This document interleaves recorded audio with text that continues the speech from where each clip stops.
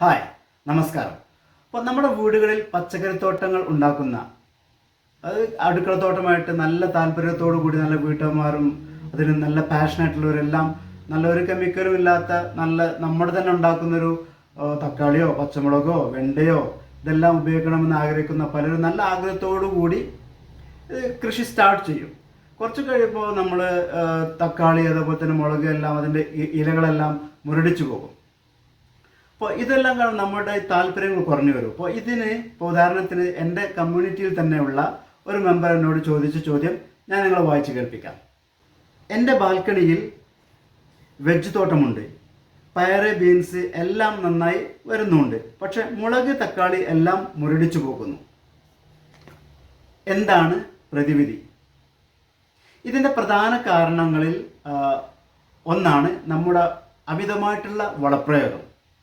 അത് ഇനി രാസവളമായാലും ജൈവവളമായാലും അമിതമായി വളപ്രയോഗം ചെയ്യുമ്പോൾ അതുമൂലം ഉണ്ടാകുന്ന ബാക്ടീരിയകളും അതേപോലെ തന്നെ ഇലകളെ ആക്രമിക്കുന്ന വൈറസുകളുമാണ് ഇതിനുള്ള പ്രധാന കാരണം. മറ്റൊരു കാരണം ഇലകളിൽ കാണുന്ന നീരൂറ്റി കുടിക്കുന്ന കീടങ്ങൾ, ഇവ മൂലമുണ്ടാകുന്ന ശോഷിപ്പും പിന്നീട് അത് മുരടിപ്പുമായി മാറുന്നു. അപ്പോൾ ഈ കീടങ്ങളുടെ ആക്രമണങ്ങൾക്ക് നമുക്ക് വീട്ടിൽ എന്തെല്ലാം ചെയ്യാം എന്നുള്ളതിനെ കുറിച്ച് ഒരു 2-3 പ്രതിവിധികൾ ഞാൻ ഇവിടെ പറഞ്ഞു തരാം. അപ്പം നമ്മുടെ വീട്ടിൽ തന്നെ നമുക്ക് ലഭിക്കുന്ന കഞ്ഞിവെള്ളം അതൊരു 1/2 ലിറ്റർ എടുക്കുക. അതേപോലെ തന്നെ പച്ചവെള്ളവും 1/2 ലിറ്റർ എടുക്കുക. ഇത് രണ്ടും മിക്സ് ചെയ്തിട്ട് അതിൽ നല്ല പച്ചമഞ്ഞൾ അരച്ചിട്ട് ഒരു ടീസ്പൂൺ ഇതിൽ മിക്സ് ചെയ്യുക. ഇനി ഈ പച്ചമഞ്ഞൾ ലഭിക്കാത്തവർക്ക് മഞ്ഞപ്പൊടിയും ആവാം. അത് ഒരു ടേബിൾ സ്പൂൺ ചേർക്കണം, അല്ലെങ്കിൽ 1.5 ടീസ്പൂൺ അത് ചേർത്ത് നല്ലപോലെ മിക്സ് ചെയ്ത് ഇലകളുടെ അടിയിലും മുകളിലും വരത്തക്ക രീതിയിൽ നല്ലപോലെ ഒരു 4 ദിവസം തുടർച്ചയായിട്ട് സ്പ്രേ ചെയ്ത് കൊടുക്കണം.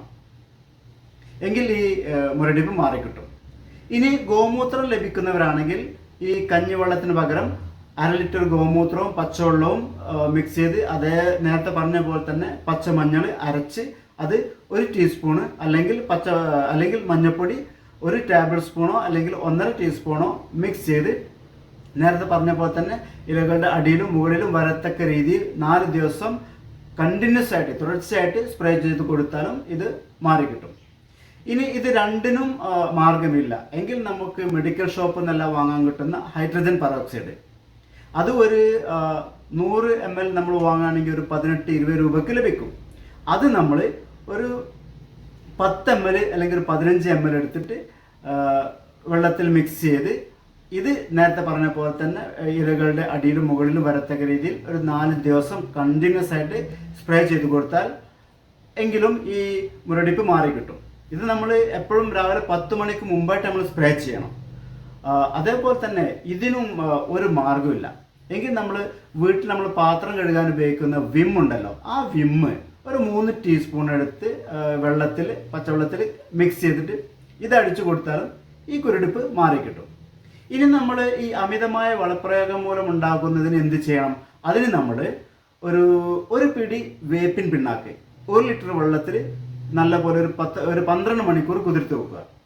അപ്പം നമ്മളത് രാത്രി വെള്ളത്തിലിട്ടിട്ട് രാവിലെ എടുത്താൽ മതി. എന്നിട്ട് നല്ലപോലെ അത് ഇളക്കിയിട്ട് അത് ഒരു ചെടിക്ക് ഒരു 100-150 ml എന്ന തോതിൽ ഒഴിച്ചു കൊടുക്കുക. ഇതും ഒരു ആഴ്ചയിൽ ഒരിക്കലെങ്കിലും, മാക്സിമം പോയാൽ ഒരു 10 ദിവസത്തിലൊരിക്കലെങ്കിലും നമ്മൾ ചെയ്യണം. എങ്കിൽ നമ്മുടെ ഈ അമിതമായ വളപ്രയോഗം കൊണ്ടുണ്ടാകുന്ന ഈ പ്രശ്നങ്ങൾ മാറിക്കിട്ടും. അതേപോലെ തന്നെ ഈ ചെടികൾക്ക് നല്ല രോഗപ്രതിരോധ ശേഷി ലഭിക്കാൻ സ്യൂഡോമോണസ് ലൈൻ നമ്മളൊരു 10 ml എടുത്തിട്ട് 1 ലിറ്റർ വെള്ളത്തിൽ മിക്സ് ചെയ്ത് അത് ഒരു 15 ദിവസം കൂടുമ്പോൾ സ്പ്രേ ചെയ്യുകയോ അല്ലെങ്കിൽ ചുവട്ടിൽ ഒഴിച്ചു കൊടുക്കുകയോ ചെയ്യുക. ഇനി സ്യൂഡോമോണസിന് പകരം ഞാൻ കൊടുക്കുന്ന സസ്യരക്ഷാ ഗാർഡൻ കിറ്റിലുള്ള സിൻസെറ്റ് ആയാലും അത് സിങ്ക് സോല്യൂബിലൈസറാണ്. അത് ഒരു 2 ml 1 ലിറ്റർ വെള്ളത്തിലെടുത്തിട്ട് ചെടിയിൽ നല്ലപോലെ സ്പ്രേ ചെയ്ത് കൊടുക്കുക. അത് ഓരോ 20 ദിവസം കൂടുമ്പോഴും ചെയ്തു കൊടുക്കണം. ഇനി അത് താഴെ ഒഴിച്ചു കൊടുത്താലും മതി. താഴെ ഒഴിച്ചു കൊടുക്കുകയാണെങ്കിൽ നമ്മളത് ഒരു 14 ദിവസം കൂടുമ്പോൾ ചെയ്തു കൊടുക്കണം. ഈ സ്പ്രേ ചെയ്ത് കൊടുക്കുന്നത് എപ്പോഴും ഇതിൻ്റെ ഈ സിൻസെറ്റ് ആണെങ്കിൽ എപ്പോഴും അത് പ്രിഫർ ചെയ്യുന്നത് വൈകുന്നേരങ്ങളിലാണ്.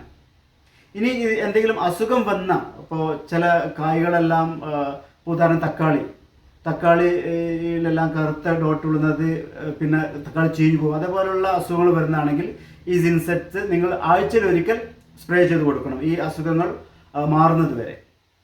അപ്പോൾ ഇതുപോലുള്ള നിങ്ങളും എന്തെങ്കിലും പ്രശ്നങ്ങൾ അഭിമുഖീകരിക്കുന്നുണ്ടെങ്കിൽ നിങ്ങൾക്ക് ഇവിടെ എൻ്റെ കമൻറ്റിൽ വന്നിട്ട് അത് തരാം, അല്ലെങ്കിൽ എൻ്റെ വാട്സപ്പിൽ നിങ്ങൾക്ക് മെസ്സേജ് ചെയ്യാം. ഞാൻ അതിനുള്ള സൊല്യൂഷൻ ഞാൻ നിങ്ങൾക്ക് തരുന്നതായിരിക്കും. Thank you very much.